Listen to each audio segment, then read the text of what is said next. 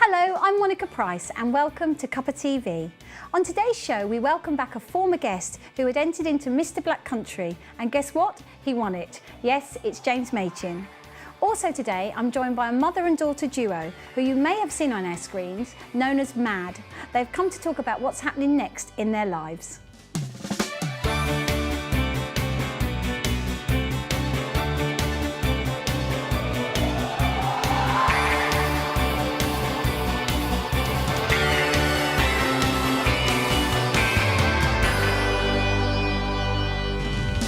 We welcome back James Machin, who has now been crowned Mr. Black Country 2015. He's here today to tell us all about it. James, welcome back to Cuppa TV. Thanks for having me. Wonderful to have you back, and congratulations on your win. Thank you. So, is there a tiara that goes with your outfit? Unfortunately, no, just a sash. Wonderful. So you're now Mr. Black Country for 2015-16. Yeah. So how was it, James? Tell us about the experience. Oh, it was a fantastic experience. I was pretty nervous leading up to it because I didn't really want to fail again. But you know, I got there and finally won the sash and the place in Mr. England. Fantastic, because when you say you didn't want to fail again, because you'd lost out. Mr. Birmingham and Mr. Nottingham finished third place, and Mr. Nottingham. So I thought, oh, here we go again. Yeah. But thankfully, I won. Were you a bit nervous then going into this one? Oh, very nervous. Yeah, I was more nervous for this one than I was the previous two.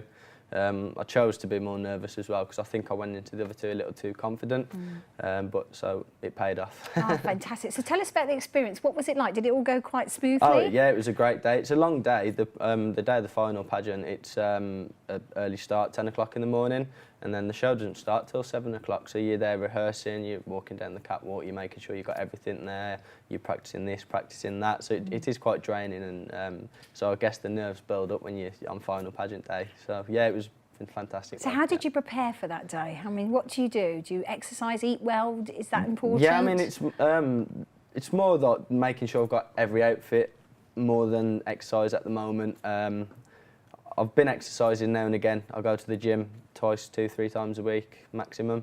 But it's just fitting it in with everything else that I've got to do. But yeah, I mean, eating well is part of the regime. Yeah. And what about your outfits then? So what did you do? What did you wear? There was 4 rounds. There was an evening wear round where I wore a grey suit, black tie. There was a fashion round where it was like every day what you wear, what you feel comfortable in, what you see as your fashion. There was a sports round where we had to wear our sportswear outfit, and there was also a vintage one. We had to create a vintage outfit, and on that one I just bought a top from a charity shop. It was quite cheap, it was only £1. So I just put that on, a pair of jeans, and kind of went as a chimney sweep. Great. So it was kind of a little bit vintage, yeah. And you won it, so that was it. No, could have done something right. And when you go through, did you have any sense that you were doing well as you went through that day? Yeah, I think as the day went on, I kind of thought, I'm doing all right. Yeah, getting a few whistles here now and again from the crowd, but towards the end of the pageant, I was kind of thinking, you know what, I don't think I've done enough here, and I was really nervous. They called second place out first, and I thought, oh, okay, I definitely haven't won now. And then they called my name and number out. I was like, oh, fantastic, there we go. And what did you feel when they called your name out? I was ecstatic, yeah, I was over the moon. I think I just jumped in the air and clenched my fist. I was like, get in, as most men do. Absolutely. So I mean, this is a lot, because you now automatically are entered into Mr. England. That's correct, yeah. Is that right? So when is Mr. England? Tell us about that. It's the 13th and 14th of August. I'm not sure whether we're the 13th or the 14th yet, but it's in Coventry at the Ricoh Arena. So in the West Midlands. It is, yeah. Year. So yeah, the last 2 years it's been in Torquay. So they've brought it over to the Midlands because the Miss England regional head office, well, the head office overall, that's actually in Leicester, so it's kind of local. Yeah, anyway. So it makes sense. So it makes sense to keep it local. Yeah, fantastic. So fantastic venue with the Ricoh Arena as well. Yes, I mean that's going to be great. And I mean, how many entrants do they have that? I mean, I should imagine that's a much larger. Yeah, I mean it's from all over the nation. There's, I think there's around about 25 guys in total. I think there's a few more to be decided up until the contest starts. So yeah, that'd be pretty exciting. And how many guys were in the Mr. Black Country? There was only 5 guys in the Mr. Black Country. It's more of a case of getting the guys to enter. I mean, for the girls, no problem. It's something that a lot of girls tend to want to do. But with the guys, it's a lot different. And with only 5 guys being involved in the competition, it was good. But there were good 5 guys. It was good, healthy competition. So I remember we spoke about that when you came on about the lack of guys. And what do you think that is? I've got no answer really. I mean, I just think it's the way people perceive things and what they expect, and also that the mates and stuff, they're not sure how people are going to look at it, and there's a little bit of mickey taking and stuff. So it's just getting confidence to do it, really, taking it from there. But there's a lot of hard work though involved, isn't there? Oh, definitely. Everything from charity to outfits and keeping yourself trim and in shape and focused on winning, really. That's where you want to be. And what about, how do you feel now? I mean, what's happened since that day? Because when was it? It was only just a couple of weeks ago, wasn't it? Yeah, last Sunday it was. It was, I've been pretty ill all week, to be honest, I think, because I've worried myself sick, basically. Not in a bad way, but I've just had a little bit of a sniffle, sore throat and stuff. But I've had a couple of radio appearances. I've had quite a lot of people speak to me on Facebook, on Twitter, etc. It's just finding the right stuff to do and getting out there and making a name for Mr. Black Country, and also being a great ambassador role model now. Yeah, because you're very proud of where you come from. Oh, James, definitely, yeah, born and bred. Yeah. What do you think you could do being as Mr. Black Country? What do you think you can give to the Black Country? Just somebody for everybody to look up to, really. Someone that can make the Black Country, people of the Black Country, proud. I've got quite a lot of ideas where I can go, things to do. It's just putting them into practice and getting the right support to make it work. But yeah, just someone to look up to in charities and just in general. Because I mean, it's an amazing part of the West Midlands, and it's the people that come from the Black Country are usually very, very loyal to their roots, and they're a very close community. Yeah. Are you finding that now you've won? Do people recognise you? Not yet. No, I've had a couple of messages on Facebook. Oh my God, I just saw you in West Bromwich or something like that. Wear your sash, James. I know. I feel a bit awkward wearing it in town, so I'll keep it in my pocket. It's going to get loads of creases, as you could probably tell. But yeah, I will wear it with pride eventually, and get out there, do more stuff with it. Yeah. And you've got the Black Country Day is coming up, isn't it? In July. Up, That's July the 14th. Yeah. And is that something you're going to be part of? Yeah, that's something that the previous Black Country winners have been involved of, and they've followed me on Twitter, and there's been mention of it. So hopefully, come July the 14th, I'll be there representing the Black Country. Fantastic. And what about your family and your friends? Are they very supportive? Yeah, still? very, very supportive. They're over the moon for me. They prayed. My dad was in tears on final day, so he's a very emotional guy anyway. So, but yeah, I just want to do him proud as well, and my whole family proud as well. So it's fantastic. And what about you for the future, James? What would you like to do? Where do you see yourself now? Just getting out there, really, getting more known as such. I've got an idea for a charity football event, because I play football semi-professional at the moment, so I'm just looking to get a few local teams in the area, try and get use of their ground for the match, and maybe see if I can get any local celebrities involved, etc., etc. Just want to get that done. But really, I just want to be known as, you were Mr. Black Country 15-16, and hopefully there's more to come after being Mr. Black Country 15-16. I want to pursue my modelling a little bit more, see if I can get out there with, some top agencies, etc., and then take it from there. Because, I mean, this is not the first one you've had, it's not the first pageant you've won. You've won, remind us what else you've won. I was in Mr. Birmingham and Mr. Nottingham. I finished third in Nottingham, and I won the Mr. Sports round in that one. And the Birmingham, I won Mr. Sports and Mr. Modelesque. So there's, within the pageants, there's quite a few different awards that you can win as well.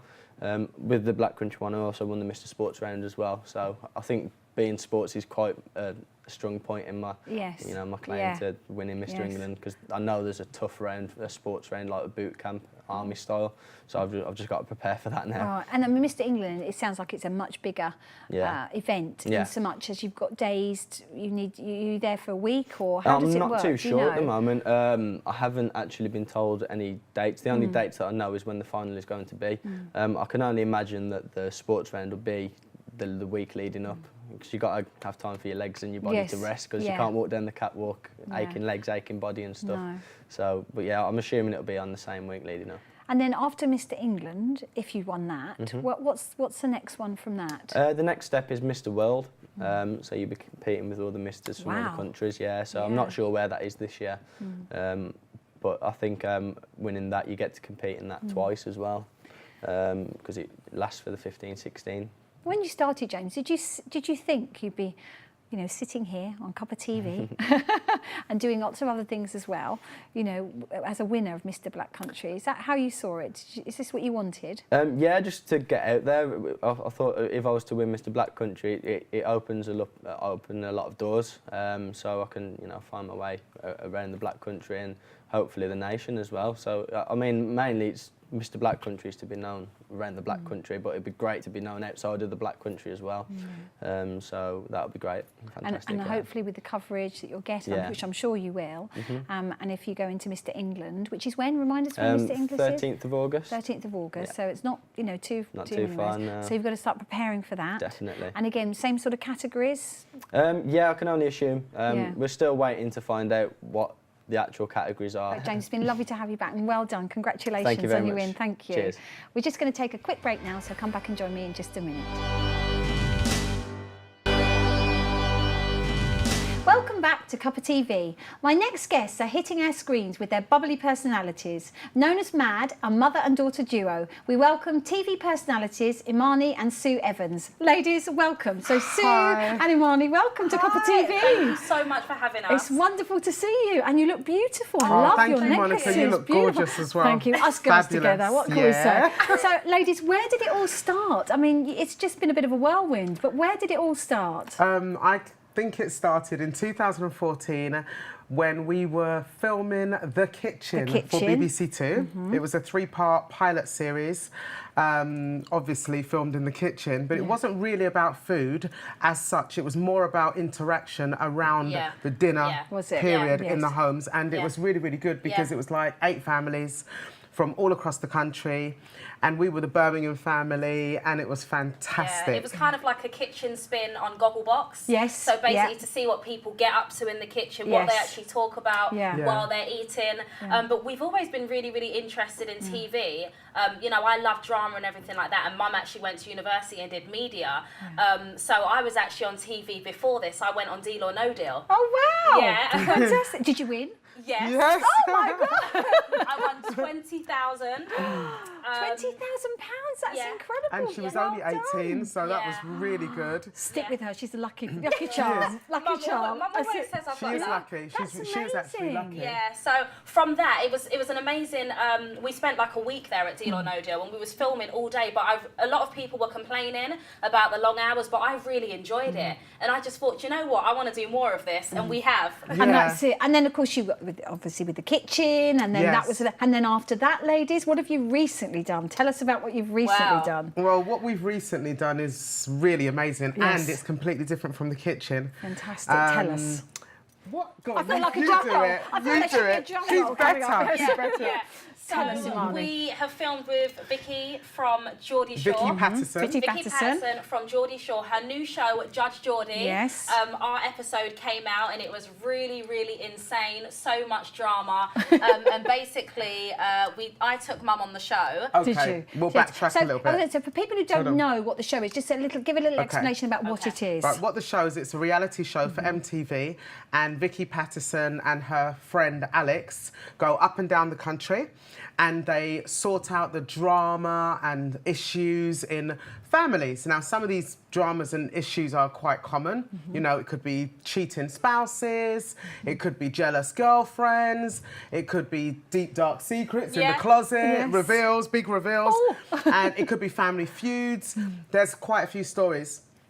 And so that's what she does. She goes up and down the country, she visits the family, she becomes a mediator type of thing. Yeah. And she's very vocal and very opinionated, so who Oh, better? I love it. And so, so we went on because me and Mum are a mother and daughter duo. We do everything together. And recently she got involved with a new bloke and she kind of like threw me to the side. That's what it felt like. Yes. So Vicky kind of came in and was like, you know, Susan, do you understand that your head's in the clouds? You're so in love right now that you're kind of like pushing your daughter out a little bit and maybe, not involving yourself in the business as much as you was before, and Vicky kind of helped us out, and then there was a big reveal. Yeah, hold on, before you talk about the big reveal, the reason why she was so jealous, really, well, not jealous, but the reason why she was so upset is because we have a fashion business, which is her baby, Yeah, it is and my the baby. money that she won, because I wasn't on Deal, the money that she won on Deal, she actually launched a fashion business with it, which was a dream. For years and years and years and years. So her dream came true because of Deal or No Deal. Lovely. But the fashion business takes up a lot of time. It takes up a lot of commitment. It takes up a lot of organisation. You can imagine, it's an online store. So when I met my other half, I kind of didn't do much to help her. He didn't do anything, did you? She was furious. She was like, Mum, I can't do this by myself. She was not turning up for meetings. You know, she was literally going away for like a week when we had things to do in that week, and it was like she wasn't listening to me. So Vicky kind of sat us down. And was a mediator, really. Yeah, and got my point across and got her point across as well. And my point really was this. What was your point? My point is that she's young, she's 23, I'm not, I'm 46. Now, she's got lots of time in her life to meet Mr. Right, and she's got lots of time to make mistakes and corrections. I haven't. So I'm thinking to myself, at 46, if I meet somebody who's really, really nice, like he is, he's absolutely adorable, I've got to spend a lot of time with him to make sure he's the right one, because I don't have that massive time span to make mistakes. I don't want to make any more mistakes. I'm 46, I want this one to be right. So I'm spending more time than usual. It was a little bit more than usual, you know. It was like every minute available. Outside of his work. But since then, we've all been getting along really, really well. I was going to say, I mean, obviously it must be difficult because obviously you've met a new man, so you want to spend time with him. And I didn't expect you're used to having your mum spending time with you. I feel like a mediator. Let's sit and counsel each other. But it must have been very difficult for both of you, I would imagine. But she took you through it.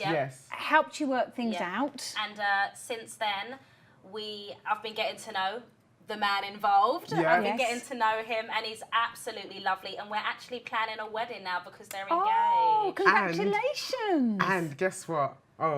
Guess where I met him then? Where? When I was filming The Kitchen. No. That's where I met him, and he was actually, well, the conversation surrounding the date with him was actually filmed and aired on The Kitchen.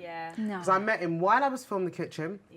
We planned a date, and that was discussed at the kitchen table, wasn't it? We were talking about it. I was like, Mum, how was your day? No, even before we went on the date, she was asking me what's the criteria. Because I didn't want to go on the date. And then when I did agree to go on the date, she said, OK, how are you going to know whether he's Mr. Right or Mr. Wrong? And my main answer was, if he doesn't... Answer? Oh, it's hilarious what our answer is. Tell us. I'm not as big boobed as she is, but I've got a bit of a rack. So my criteria was, if he looks down my boobs for the whole date, then I wouldn't date him ever again, because that means he's looking at my boobs, and that means that's all it's about. At your beautiful personality. You know, so I wore a dress very similar to this. She had tons of cleavage going on. And he didn't look. No, he didn't. I couldn't believe it. A true gentleman. Yeah, he did not look down there, not even once. I was waiting. We were dating for like 2 hours, and I'm thinking, when is he going to look down my boobs? He didn't look, not even once. There's a hint of disappointment there, I have to say. No, I wasn't. I was so impressed. I thought, this is an old-fashioned, gentlemanly type of person. And later on, when we started dating properly, I said to him, why didn't you look down my boob? He said, because a woman is more than her cleavage. How lovely. He sounds like a keeper. He is. He sounds like a keeper. So you're engaged? She's been planning the wedding. The ring's getting cleaned right now, so it's not on, but it is gorgeous. It's very blingy. It was on the show, so the viewers saw it. And we got, loads of response. Oh my God, it looks so nice. It's so big. And when is the big day? Well, we haven't got the actual date set yet, and there's a couple of reasons why we haven't got the date set, but the main one is, guess who's coming to the wedding? Is it Vicky Patterson. No way. Yes, she's coming to our wedding. Exclusive. Yeah, I love it. Coming to the wedding. She agreed when we was filming. She was like, I really want to come to the wedding, so that's going to be exciting. Great. It's definitely going to be in November, but we haven't got a date yet. Fantastic. So, I mean, ladies, it's just sure, hasn't it? Do you feel like I feel like that now, just talking to you? But it's so. What's the future? What are you going to be doing? You're going to be a beautifully married woman. I am. Oh my gosh, yeah. And you're going to be bridesmaid. Am I maid assuming? of honour. Maid of honour. maid of honour. Well, I'm not sure. We're a bit confused, actually. We've got to look up what maid of honour does. We know what bridesmaids do. She's not going to do that. But she could be the maid of honour, but even better... I mean, I'm the wedding planner. She's the wedding planner. I think I'm doing does. everything, But I think she could give me away. I'd love to give I'd love her to give me away, because I haven't got a dad to give me away. How wonderful is that? Yeah, so she could give me away. That would be even better than maid of honour, wouldn't it? That would be wonderful. Nan gave you away when you got married the second time. Yeah, I've been married twice, Monica. Do you know just the way she That's said why that the second time? she wasn't around the first time. This is the third. This is the third and the last. Third and the last. Definitely. That's why it's so important. Yeah. But as your mum said, you know, you've taken a long time. Yeah. You know, you've wanted to spend time with the guy. So, and it sounds like he's just the perfect man. Oh, he's wonderful. So he's absolutely adorable. So your business is going to be flourishing, I assume. Yeah. And you're going to continue to do what you're doing. Yeah. Well, yeah, we've got our YouTube channel, Mad Talk. All right. MADD Talk. And how did that start about? Let's tell you how that started about. That was like a springboard. Yep. Yeah. What happened was we went on the kitchen, and we have our Facebook account, and we have things like that. And all the fans, there was like 1 million viewers per episode. It was only a pilot series, but there was over 1 million views. Yeah. And a lot of them tried to contact us. Oh. How do you and your mum get on like this? Is it true or is it fake? Do you do things together really?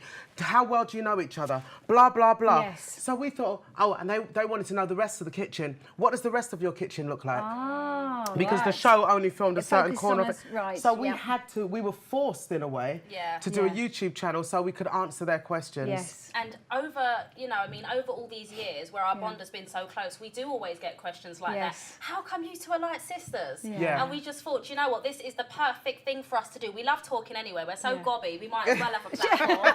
You know, we've always got something to say. So that's wonderful. We started that, and it's just like loads of random videos from like monthly favourites, like what's our favourite products, or fashion, and then we have a monthly feature which is Gossip with Imani and Sue, where we talk about what the celebs are doing and share our opinion, which isn't always liked. But that's okay. Well, ladies, I'm afraid we've got to finish with there, I'm afraid, for today. But listen, you have to come back and join me again. Oh, come back and see me again. Monica. Thank you so much for having us. Thanks for coming. That's great. Thank you. Thanks for watching. See you soon. Bye-bye.